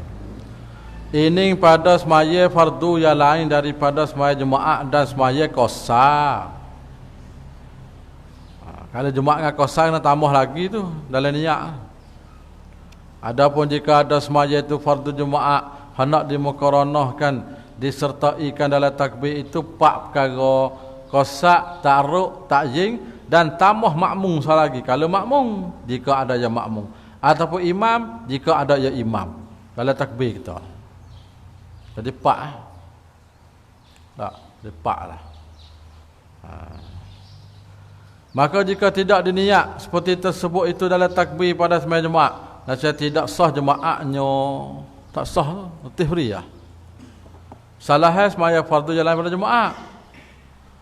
Maka tak wajib ditambah makmum ataupun imaman dalam takbiratul ihram, tetapi makruh juga apabila tidak sertakan dia dalam takbiratul ihram. Demikian lagi jika ada semaya itu qasar, wajib pula dimuqaranah dalam takbir 4 perkara: qasar, ta'aruk, ta'jing dan qasar sekali lagi. Qasar tu dia dua. Ada gini, usalli fardhu zuhri raka'ataini ataupun usalli fardhu zuhri maksuran lillahi ta'ala. Boleh satu cara. Kalau kita tak sebut maksuran tak apa. Usalli fardhu zuhri raka'ataini. Boleh juga. Karena raka'ataini itu maksur daripada apa. Boleh. Itu boleh cara niat dia. Seperti niat saja kusmaya fardhu zuhur qasar. Kalau sebut qasar saja kusmaya fardhu zuhur raka'ataini, 2 rakaat. Boleh tu. Karena qasar tu 4 jadi 2. Tu qasar.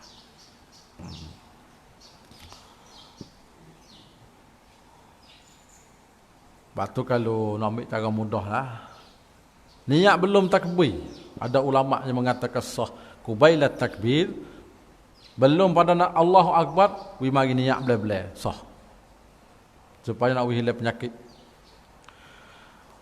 Maka apabila berkandak, bawah lagi dah. Maka apabila berkandak oleh seorang yang mengerja semaya zuhur umpamanya, anak yang hadirkan dalam hati dulu sedikit daripada takbiratul ihram itu akan qasar, ta'aruk, ta'jing. Maka pada ketika itu sunat menyebut lafaz niatnya itu dengan lidah. Salli fardhu zuhri. Anaklah yang hadirkan hatinya akan makna itu. Saja aku semaya fardhu zuhur. Maka apabila telah hadir maknanya yang 3 itu pada hati dengan sekali hadir, maka tatkala itu dikatakan dengan lidahnya Allahu Akbar. Serta dikekal maknanya 3 itu daripada alih Allah hingga sampai ra akbar. Demikianlah dikiyas semaya asar dan maghrib, isya dan subuh. Katakanlah. Inilah rupa muqaranah kamaliyah. Hasbuh sana. Adapun muqaranah urfiyah itu bahawa diserta yang diistihdar itu dengan satu juzuk daripada beberapa juzuk takbir. Takbir ada 2 juzuk ya. Allah satu, akbar satu. Itu ya. Sama ada ia pada awal takbir atau pertengahan ataupun pada akhir. Dan telah dipilih setengah ulama yang afadil memadai muqaranah urfiyah ini. Makna situ lebih 2 lah. Kamaliyah, urfiyah. Satu lagi tauzi'iyah, itu tak ada. Dan ialah yang layak dengan mahasinis syariah. Dan tidak kami sebut muqaranah basatiyah dan tauzi'iyah. Dia tak nak sebut di sini karena sangat panjang bicaraannya, maka hendak ditutup kedua pada tempatnya. Masalatun, jika seorang berkata Allahu Akbar dengan lidah di muqaranah dengan alih Allah itu aku perbuat ataupun aku kerjakan ini, adakah memadai pada niat muktabarah ataupun tidak memadai?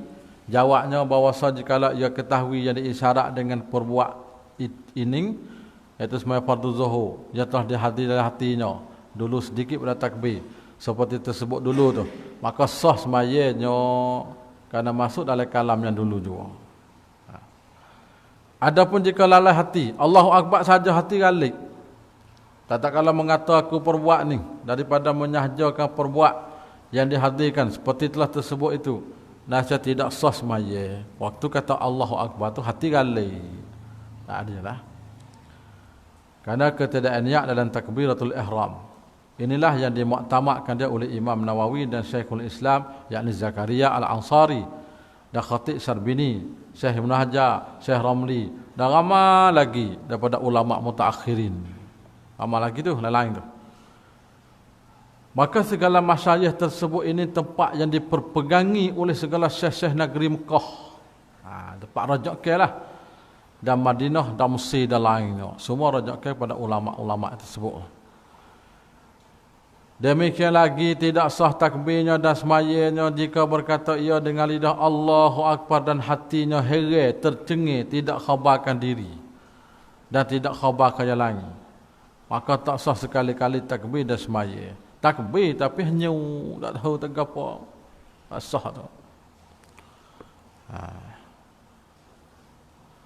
Maka jangan akau dengar, jangan akau ikut sekali-kali akau pengajar ahli tasawuf yang jahil, bukan alim, yang tidak mengambil ia daripada orang alim yang muktabar ilmunya. Maka katanya ahli tasawuf tadi, bahawa membilakan kosak ta'aruk ta'yin dalam takbir ihratul ihram itu muqaranah niat orang yang baru bercerah, belajar.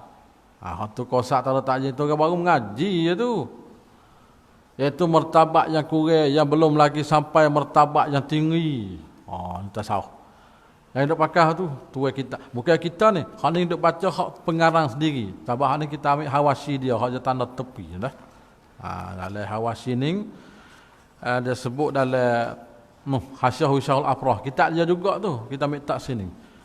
Bukan kita dah tu hak pengarang. Dalam Usyahul Afrah tu kita ambil tak sini.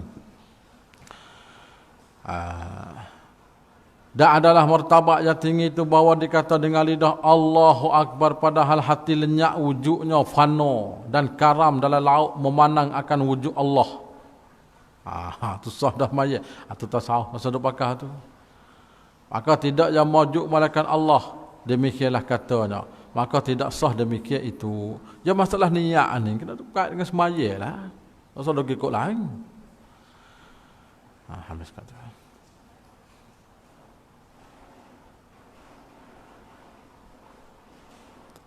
Dan setengah daripada perkataannya ahli tasawuf tadi, hak jahil, bahawa muqaranah niat orang yang sampai itu, orang sampai martabat, bahawa dikata dengan lidah Allahu Akbar, padahal hati mengingatkan akan sebenar-benar diri yang damping diri kepada Allah, itu roh kita.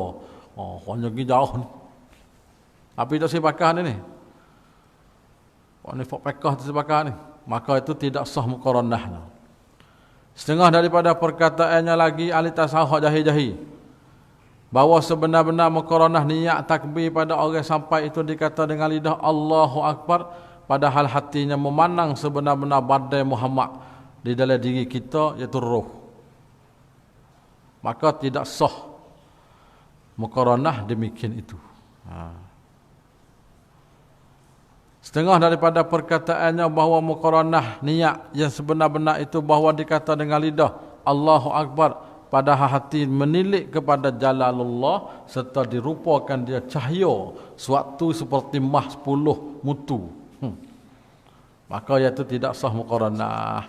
Dari segi tasawuf ni, tasawuf hak tak kena lah ni.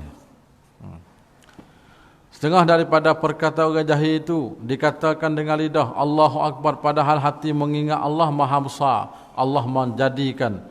Maka itu pun tidak madai muqaranah. Dia suruh bukan ingat kau tu.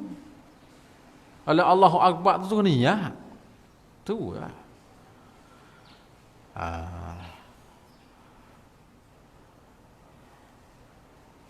Setengah daripada perkataan orang jahil itu lain daripada ini yang membawa kepada kufur wal iyazubillah. Maka jangan sekali akau tertipu daya dengan perkataan. Jangan akau hirukan, jangan akau heraukan perkataannya, herau. Dan hendak akau berpegang dengan perkataan ulama usyar'i. Nak ulama syarak, ulama syarak, ulama fuqaha.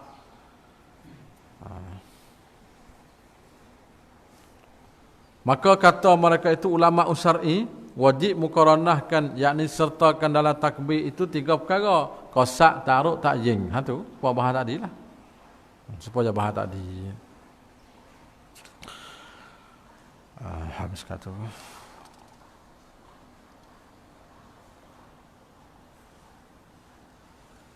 Panjang lagi tu lah. Panjang lagi kita lakukan situ.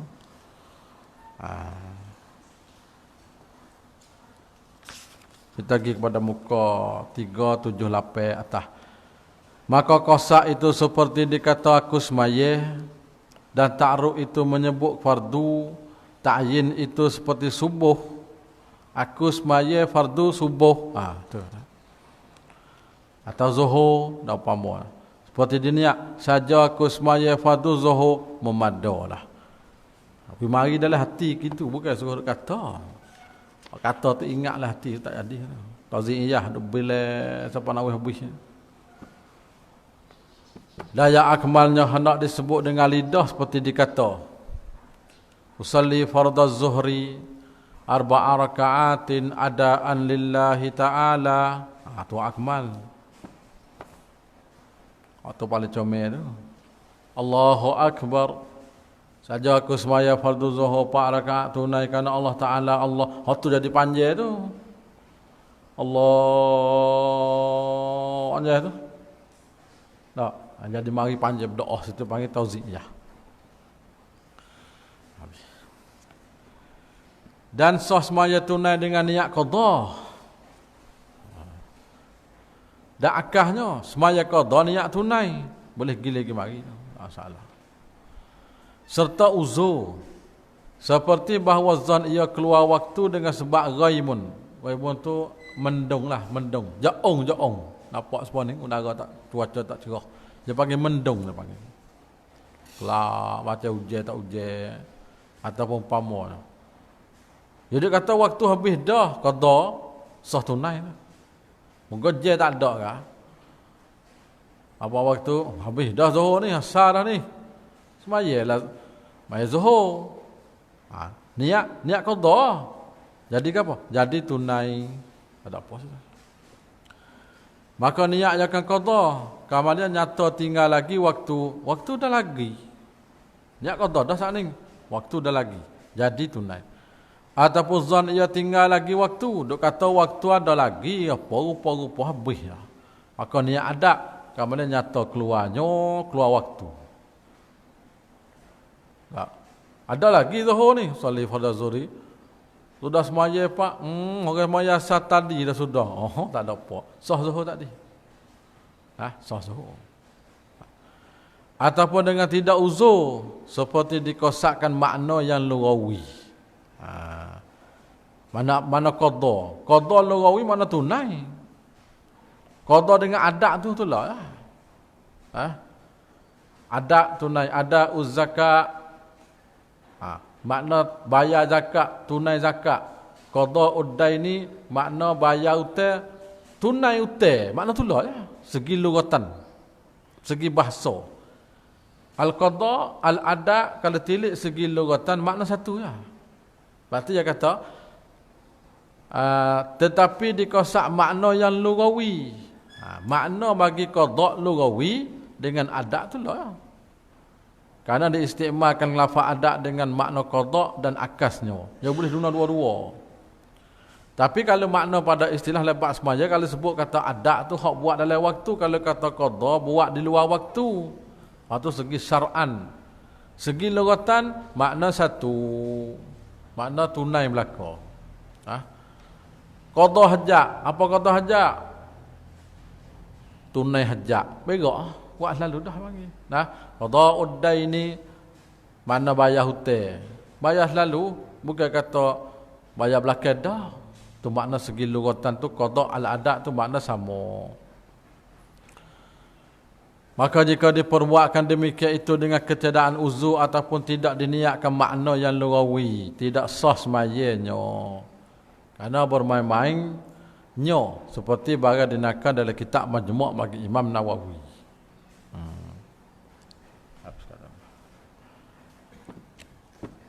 Niat semaya sunat mempunyai waktu dan sebab.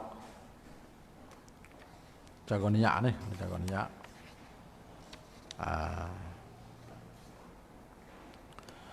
Dan jika semaya itu sunat mempunyai waktu seperti sunat rawatib dan yang mempunyai sebab seperti semaya minta ujian dan semaya gana, itu sebab tu. Hak sunat hak laha sababun tu. Maka wajib padanya qasak ta'yin jua, dua tu ya. Qasak ta'yin, ta'arud tak ada. Tidak niat sunat. Tak wajib tu. Yakni tidak wajib ia niat sunat. Baca bawah sikit. Disebut dalam kitab Mawsu'ah Fiqhiyah Kuwaitiyah jilid 42. Adapun nawafil, maka tidak disyaratkan padanya niat nafliyah pada pendapat yang sahih si ulama Syafi'i. Tak niat tak apa, pendapat yang sahih. Kata Imam Nawawi, pendapat yang sahihnya tidak disyarat niat nafliyah. Kerana nafliyah itu melazimkan bagi sunat. Salah zuhur dan umpamanya, maka bahasa terkadang ada ia fardu zuhur. Jadi ni zuhur kada fardu kada sunat. Sebab tu kalau nak buat fardu kena buat hak niat fardu. Dan terkadang tidak ada ya dengan dalil semaya muadah dan semaya kanak-kanak. Dan satu wajah di sisi fuqaha Syafi'i disyaratkan niat nafliyah tapi wajhun dhaif lah tu. Wajah tu wajhun dhaifun hak. Kata syarat nafli dan niat agak. Habis. Dan ditakyinkan qabliyah dan ba'diyah. Masalah kalau kita semaya sunat hak ada qabliyah kena kata qabliyah, hak ada ba'diyah kena kata ba'diyah. Jika pada semaya yang ada bagian sunat qabliyah dan ba'diyah. Dan jika semaya itu sunat mutlak. Bagaimana pula? Memadai padanya kosak juga. Aku semaya sudah. Kata tak. Taruh tak ada, takyin pun tak ada. Itu cara niat.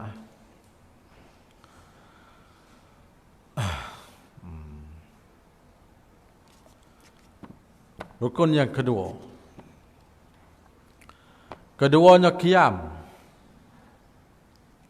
Yang mana berdiri. Yakni berdiri betul pada semaya fardu. Bagi yang kuasa berdiri. Dah tak. Dengan dibetulkan belakang. Tu berdiri betul. Dan jika dengan bersandar kepada suatu umpama jidah sekalipun.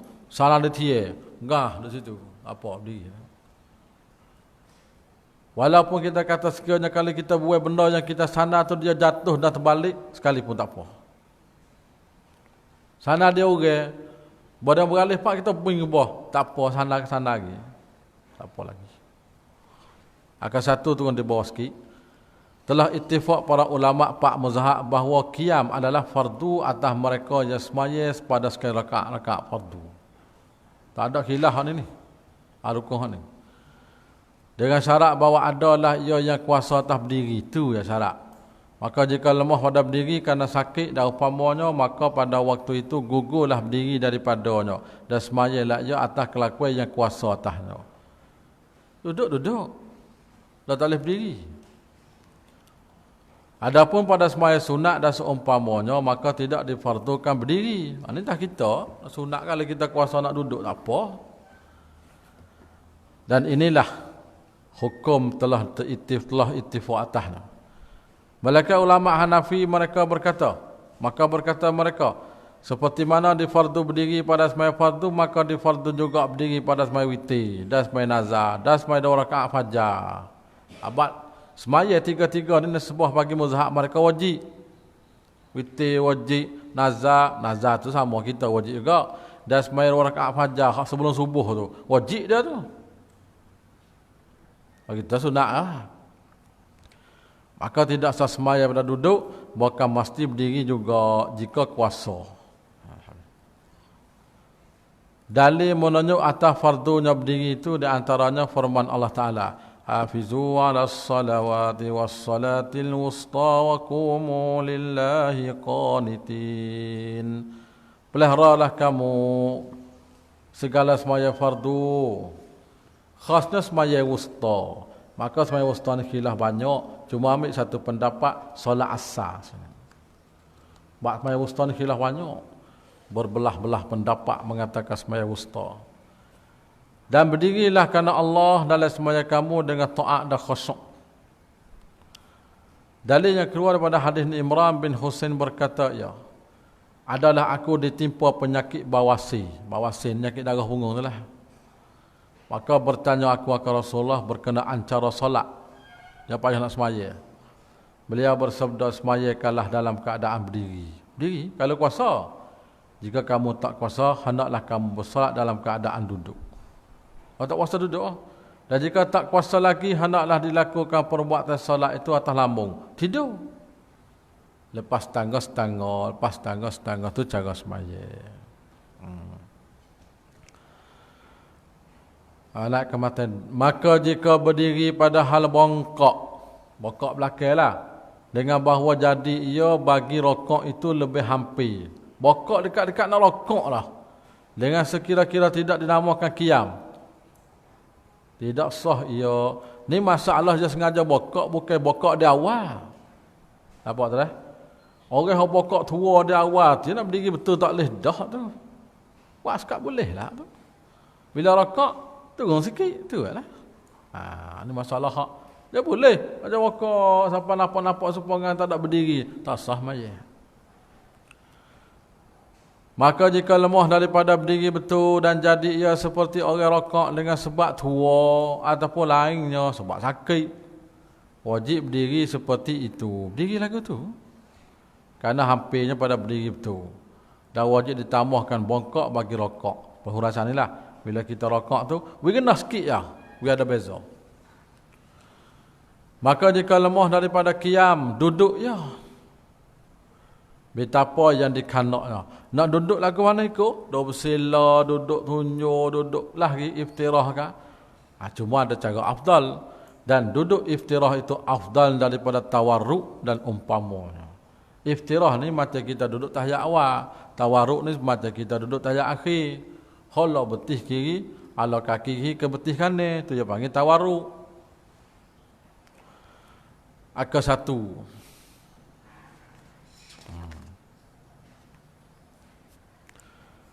Mengikut pendapat fuqaha Syafi'i tentang kafiyat semaya orang tak kuasa berdiri. Satu. Jika tak kuasa atas berdiri secara betul pada fardu hendak berdiri dalam keadaan bokok. Karena kaedah al-maisur la yaskutu bil ma'suri. Perkara yang mudah tidak digugur dengan sebab perkara yang payah. Apa makna? Yang ini tidak boleh digugurkan perkara yang mudah itu dengan sebab perkara yang payah. Yang mana boleh kita buatlah, hak payah tinggal. Itu kaedah. Dan jika lemah daripada berdiri, kedua, dengan bawa-bawa kepada masyarakat kesusahannya kuat yang tak boleh tertahan dan tertanggung pada adat, seperti pening kepala bagi orang naik perahu. Dan saya duduk, ia bagaimana ia menghendaki duduk. Dan rokok membetulikan dahinya hadapi dua lutut. Tetapi yang paling afdal dan yang lebih sempurna, bahawa membetuli tepat sujud. Tu rokok pada depan sikit. Dan duduk iftirah terlebih afdal daripada duduk bersila. Bersila panggil tarabuk. Tarabuk duduk bersila. Mengikut pendapat lebih azhar, kerana duduk iftirah itu ialah kelakuan yang disuruh oleh semaya. Maka adalah ia lebih aula daripada yang lain. Dan makruh duduk ika'at. Duduk akil lutut semacam ni. Ika'at dia panggil. Akil lutut dua-dua. Tiga. Maka jika lemah daripada duduk hendak ia ittijak, berbaring, tidur atas lamung dalam keadaan berhadap ke jihad kiblat dengan muka. Dan lamung kanan itu afdal pada lamung kiri. Dan makruh didahulukan lamung kiri atas yang kanan dengan ketidakan uzur. Tertib tu. Dan jika tak kuasa atas berbaring hendak ia berteletai, dia terletak muka ke atas. Wajib ia mengakakkan sedikit pada kepala dengan umpama batal. Bukan batal. Supaya berhadap ke jihad kiblat dengan muka. Dan hendak ia isyarat dengan kepala ketika rokok dan sujud. Tetapi syarat sujud lebih banyak pada syarat rokok. Supaya lepas dah lah. Yang kelima, jika tidak kuasa lagi hendak isyarat dengan mata kepada segala perbuatan semaya. Maknanya kalau tak kuasa lagi, isyaratlah. Yang keenam, jika tidak kuasa lagi, hendak memperlaku segala perbuatan semaya dalam hati. Ini hak semaya batin. Ialah hati. Masalah yang kena dah ni. Dan tak gugur daripada semaya selama mana akal tu masih ada. Hak last sekali, harus bagi orang kuasa di atas berdiri, tapi bukan kafiat ni suku. Jadi hak ni semaya hak tengah hati tu lah. Harus bagi orang yang kuasa atas berdiri bahawa bersolat sunat dalam keadaan duduk. Tetapi pahala orang duduk itu dapat setengah sahaja daripada pahala orang yang berdiri. Dia tak sama dengan berdiri. Habis kata. Maka jika lemah daripada duduk semaya ia berbaring, mati. Dan jika lemah pada berbaring semaya ia meneletai dan ditinggikan kepala dengan umpama batal. Sani huraidah tu kita tak boleh. Supaya berhadap kiblat. Melainkan jika ada dalam Kaabah padahal beratap teduh atas. Dan isyarat ia dengan kepala bagi rokok dan sujud. Dan dijadikan sujud rendah daripada rokok. Maka jika lemah daripada demikian itu hendak ia isyarat dengan kelupuk mata. Kelupuk mata tu lah. Kelip mata tu. Dan tak wajib pada ketika itu direnahkan sujud daripada rakaat. Tertik dia lah. Yang bawah tu kita nak perkataan bagi sedar tu. InsyaAllah dan bertengah lah. Maka jika lemah daripada demikian itu kelupuk mata, wajib dilakukan segala af'alus salah atas hati. Main hati lah. Hak lah sekali main hati. Wakil sekali. Dengan bahawa diumpamakan dirinya berdiri, khoyal mari dah. Dan membaca Fatihah, duk khoyal hati lah. Dan rokok dan lain. Maka tak wajib qada atasnya. Tak kena qada mula lah. Maka tidak gugur semaya daripadanya selama tetap akal. Selama akal tu masih ada, selama tu wajib semaya. Kita berehat sama tanggal setengah je, 10.30 kita naik insya-Allah. Bismillahirrahmanirrahim. Allahumma ftah lana bil arifin. Nawwir qulubana wa ja'al a'malana khalisatan liwajhikal karim. Wa sallallahu ala sayyidina Muhammadin ala alihi wa sahbihi wa sallam. Alhamdulillahi rabbil alamin. La ilaha illallah Muhammadur Rasulullah sallallahu alaihi wasallam. Bismillah.